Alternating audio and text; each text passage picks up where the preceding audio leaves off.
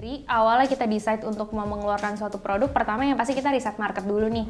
Market demand-nya apa sih? Apa yang lagi diinginkan market? Jangan sampai kita ngeluarin produk yang sebenarnya market tuh nggak butuh.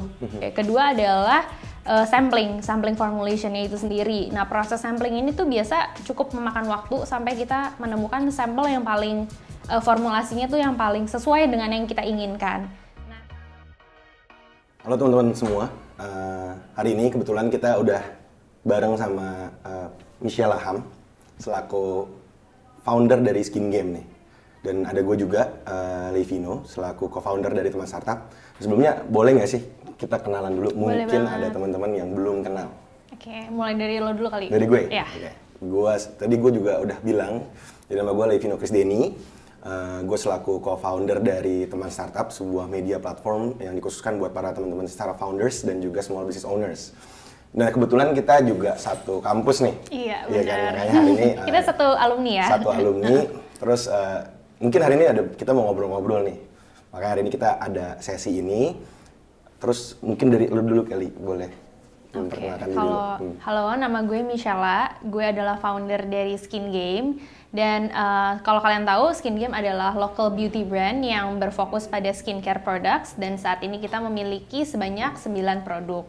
Nah, kemudian hari ini kita bakal bahas seputar bisnis nih, tapi lebih spesifiknya lagi mungkin kita mulai dari beauty business dulu kali ya. Oke, siap. Karena sering banget gue dapat pertanyaan dari orang-orang kayak gimana sih caranya memulai sebuah beauty brand, apalagi kalau misalkan nggak punya basic seputar skincare formulation. Oke. Nah, kebetulan pertanyaan yang tadi lu omongin tuh juga sering masuk nih ke media kita atau ke DM kita gitu. Jadi, yang kayak kita tahu juga sekarang kan banyak banget brand-brand lokal baru nih ya, mau ngomongin skincare, makeup juga sekarang lagi mungkin bisa dibilang Pesat banget. Pesat di Indonesia. Kalau kita ngomong mungkin 10 tahun yang lalu, gue sebenarnya nggak gitu tahu sih, karena gue nggak pakai gitu. Cuman yang gue tahu 10 tahun yang lalu mungkin kita selalu acuannya tuh keluar, Iya, benar. brand-brand luar, terus kayak mungkin udah geser terus Korea ya. Iya, benar. Korea terus baru mungkin sekarang banyak juga brand lokal nih, dan salah satunya Skin Game juga awalnya gue nggak tahu gitu, tapi ternyata gue tahu dari anak-anak, ternyata lo yang jalanin gitu. Nah, pertanyaan yang paling sering juga masuknya akhirnya, apakah lo menjalankan ini tuh butuh skill apa sih? Dan akhirnya ditanya nih, kalau mau punya brand skincare tuh harus kuliah apa sih gitu. Oke, jadi kalau sepengetahuan gue, kalau misalkan kita mau memulai skincare formulation, itu basicnya bisa cosmetologist. Atau bisa juga kadang ada beberapa sih lulusan farmasi tuh. Mereka bisa juga untuk skincare formulation. Nah, tapi kalau gue sendiri, gue adalah S1 dari jurusan marketing di Prasetya Mulia. Jadi emang basicnya itu gue nggak ada skincare formulation sama sekali, nggak ada berhubungan dengan science sama sekali. Nah, kenapa kok gue berani ya jualan skincare? Wah, padahal maksudnya basic gue adalah marketing gitu.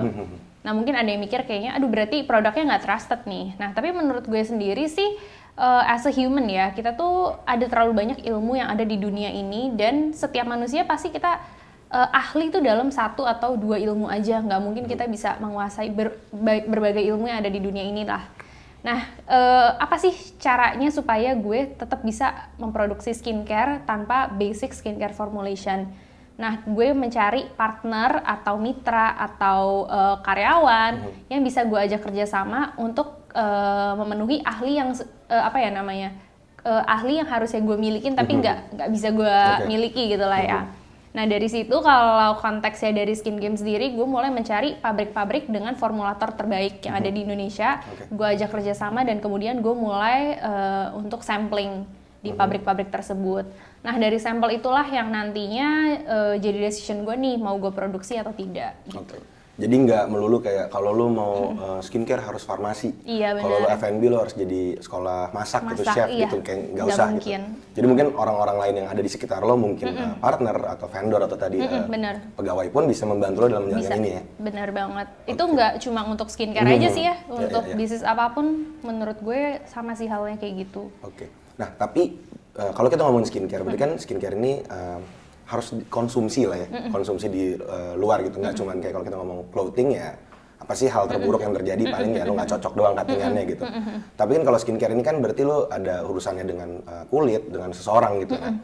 Benar. Apa sih aspek-aspek yang harus diperhatikan ketika lo mau bikin produk ini dari awal, mungkin dari Skin Game masih belum, dan akhirnya lo berani untuk ngejual gitu? Oke, jadi kalau misalkan di Skin Game sendiri, awalnya kita decide untuk mau mengeluarkan suatu produk, pertama yang pasti kita riset market dulu nih.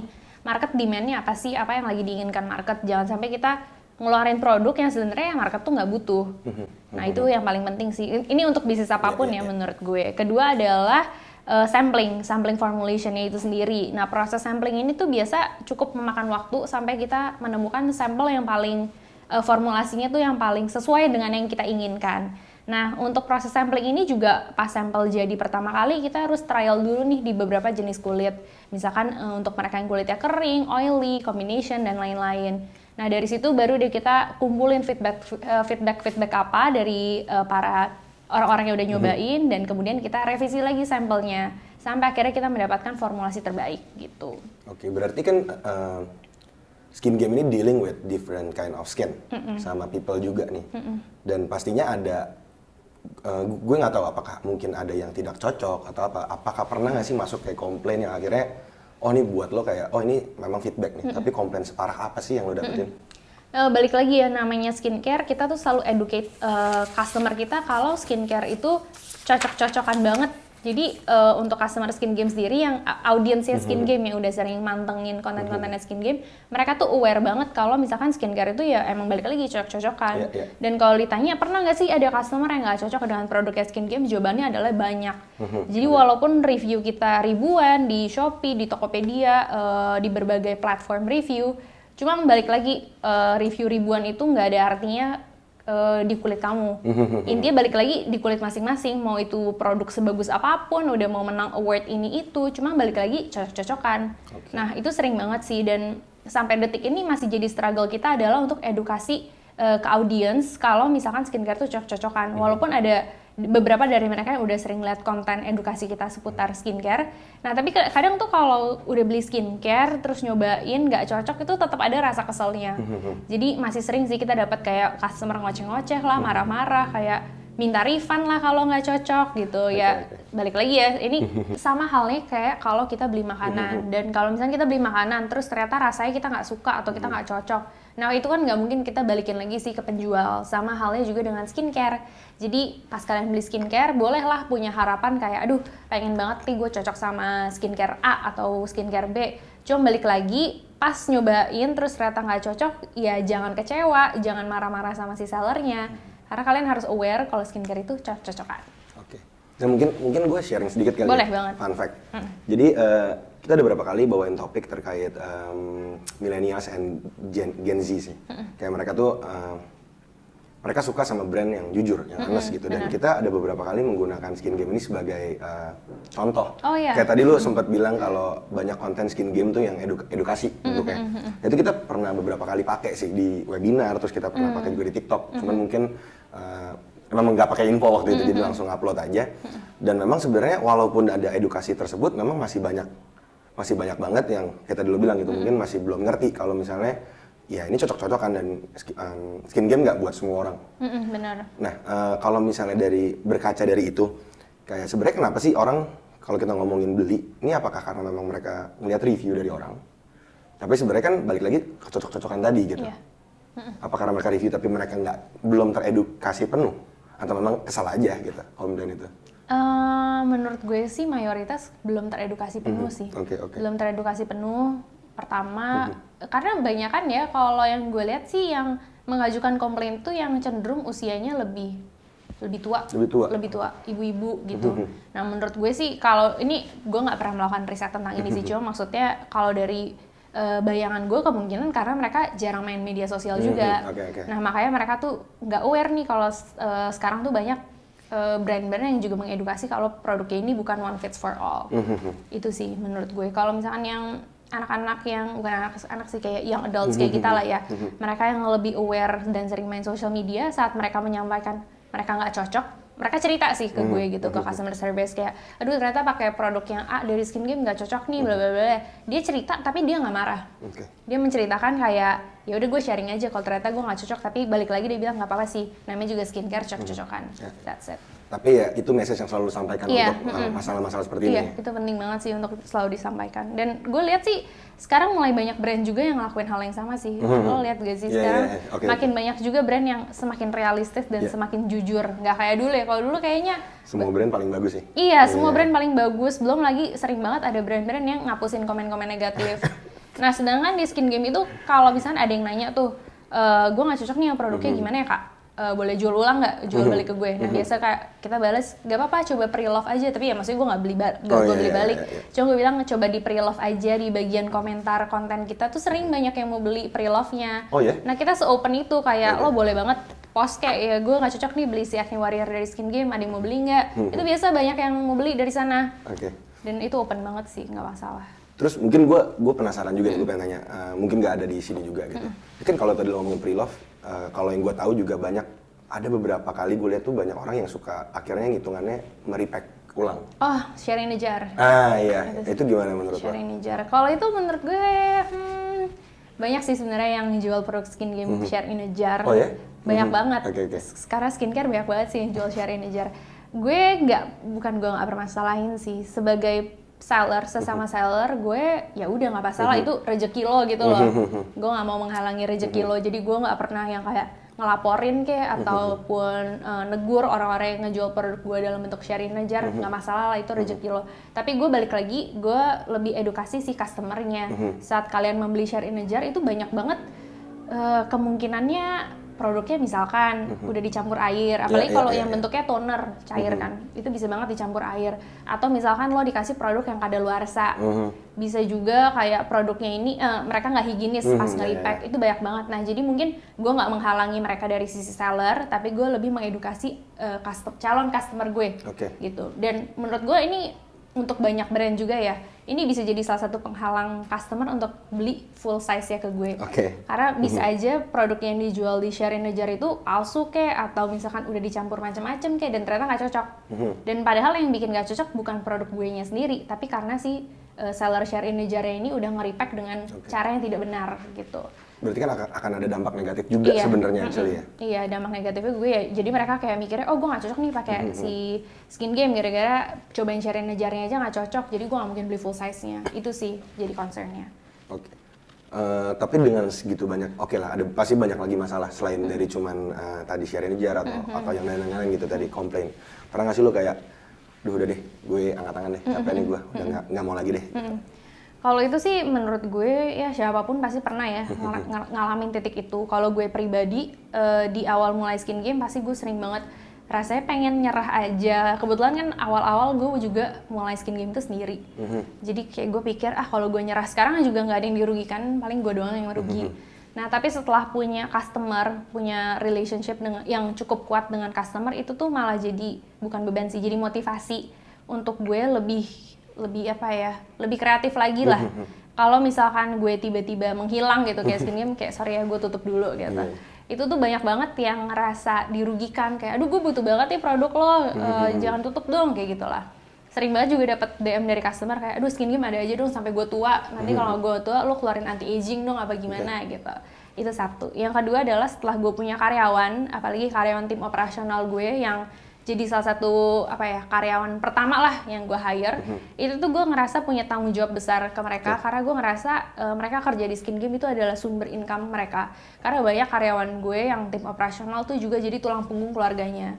Nah jadi dari situ tuh gue jadi termotivasi lah ya, walaupun sering main nyerah, tapi kalau udah punya tim, udah punya customer yang loyal, itu jadi kayak dorongan buat lo nggak boleh nyerah deh sekarang gitu, karena banyak yang rely on you. Karena ya mungkin pas di awal-awal lo cuman berpikir ya udah gue pengen bikin Skin Game. Cuman ternyata pas along the way lo jalan, oh ternyata dengan gini gue ada value lo yang gue kasih ke customer, ke pegawai gitu. Jadi ketika lo mau nutup tuh kayak kalau dulu mungkin ya udah tutup aja paling gitu. Dulu mikirnya mungkin ya rugi secara finansial, that's it, nggak ada ya ruginya juga gue doang yang nanggung kok duit gue gitu. Tapi kesini ya ternyata gue banyak value-value lain yang gue tanamkan lah dalam bisnis ini, dan kalau gue tutup banyak juga yang berdampak. Tanggung jawab moral kali ya? Iya, tanggung jawab moral, benar-benar. That's the word. Nah, terus kita kan baru lulus sekitar 2 tahun nih. Iya. Baru 2 tahun, terus setelah itu apa lu langsung waktu itu? Enggak sih, Enggak ya, enggak langsung diseriusin lah. Okay. Sempatnya magang-magang Mungkin dulu. efektif 1 tahun terakhir Efektif lah ya. 1 tahun terakhir, 1 tahun terakhir ini, terus kalau kita lihat juga, sekarang Skin Game juga udah ada kantor, ada pegawai, ada warehouse gitu. Sebenarnya, kalau menurut lo, itu suatu hal yang pasti pencapaian buat lo lah gitu. Kira-kira apa sih yang lo lakukan dan apa kuncinya untuk bisa mencapai sejauh ini dalam waktu 1 tahun? Oke, kalau dari gue sendiri, ini nilai-nilai yang gue tanamkan lah dalam memulai bisnis dari awal. Pertama itu adalah disiplin. Jadi kalau disiplin ini adalah disiplin keuangan ya. Karena gue sering banget nih lihat teman-teman gue ataupun ya banyak lah orang-orang yang baru memulai bisnis itu nggak memisahkan keuangan pribadi mereka dengan keuangan bisnis. Kalau sendiri gimana? Dipisahin nggak? Pisahin kan? Tapi itu benar common problems yang terjadi Common problems sih. banget, apalagi misalkan kita awal-awal kuliah terus tiba-tiba buka bisnis, booming, berhasil. Itu tuh pasti banyak banget godaan kayak, duh gue pengen beli A, pengen beli B, pengen beli C. Banyak banget pasti wishlist yang selama ini kita nggak kebeli tuh jadi, waduh sekarang gue udah punya duitnya nih, pengen gue pakai buat gue belanjain gitu lah. Kayak self reward ya sebutannya. Nah, iya nggak masalah sih sebenarnya kita self reward, tapi balik lagi gue sih selalu menjatahkan, gue disiplin sekali mengenai keuangan, mana yang jadi untuk bisnis gue, mana yang untuk penggunaan pribadi gue. Kayak sekarang ya gue, lo gimana? Kalau gue sih ngegaji diri sendiri.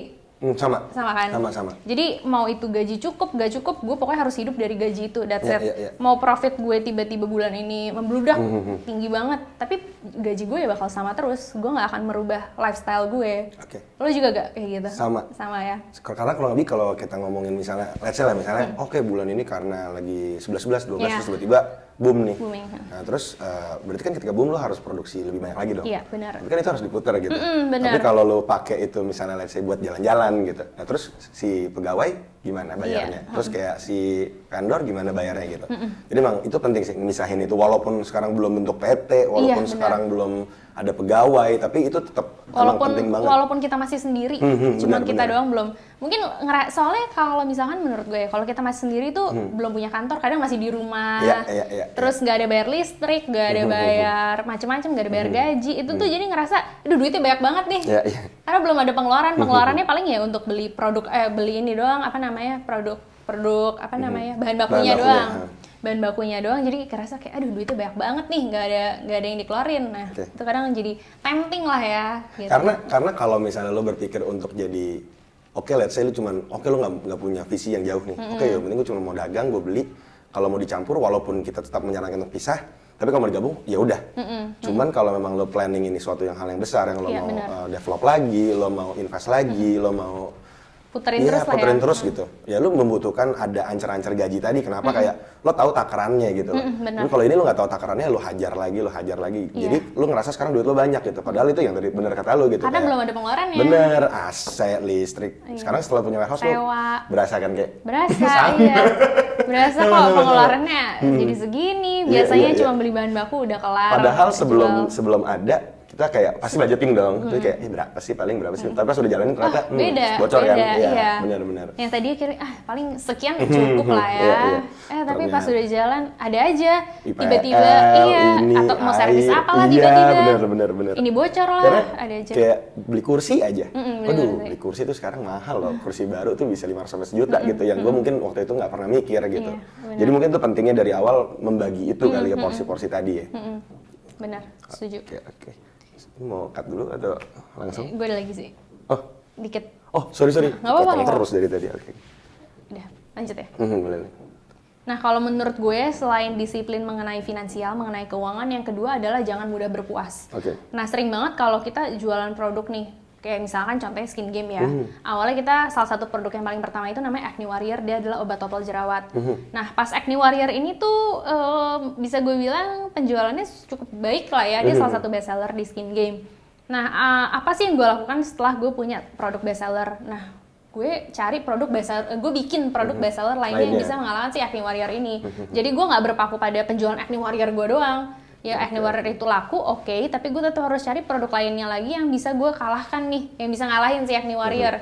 Jangan sampai gue cuma punya satu produk bestseller doang, terus habis itu gue stop untuk mencari lebih lagi. Nah itu sih yang paling jadi apa ya, jadi masalah yang cukup besar lah untuk banyak orang yang baru memulai bisnis gampang berpuas. Ya, mungkin mindsetnya sama kayak tadi kali ya. Kalau emang lu mau develop something yang bigger ya itu kayak lu jangan cepet puas gitu.